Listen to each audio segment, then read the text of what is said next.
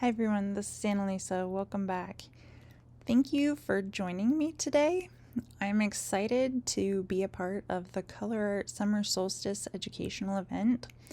In this event, 18 ColourArte affiliates are presenting premiere live videos where we have 18 chances to win a ColourArte Prizm pour set of your choice. And then also, if you collect the secret word from each of the 18 videos, they make a phrase. When you put the phrase together, if you go to the ColourArte website, you can enter to win a $400 shopping spree. I will make sure to add the information about how you can enter in the description below. To enter for a channel prize, all you need to do is click like and comment on each of the affiliate videos. I thought it would be really fun today to share with you guys some of my favorite colors. It's the Vivid Intense Fluid Acrylics, the fluorescent ones. They are by far my favorite. And so I also used my favorite technique, which is a card swipe. And I really enjoyed doing these just because they always end up fun. I rarely have ones that don't turn out well. The one thing that I do like to do with them is I don't just go a straight line out with my swipes. I like to go at an angle. So if you look at, it's not just me going from the middle all the way out, it's me going from the middle down. It gives it a little bit more dimension. I've also done it where you just start swiping from the middle and go from there.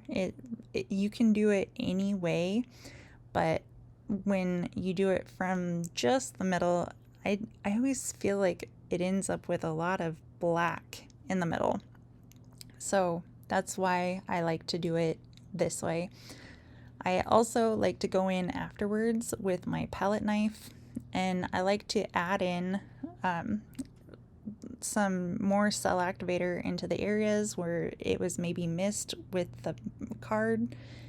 And the one thing about this particular part is if your cell activator is maybe just a little on the older side and it's not as fresh, sometimes it just doesn't have the cells don't form as well when you're going in, but it still looks more seamless when you go in behind and just add the last little swipes with your palette knife.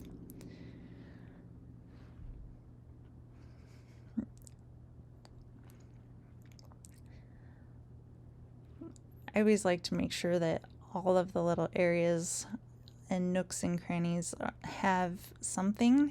And so when I'm doing this, because I like having smaller cells, I always put a lower amount of pillow paint on my canvas. But if you put more pillow paint, your cells will be larger.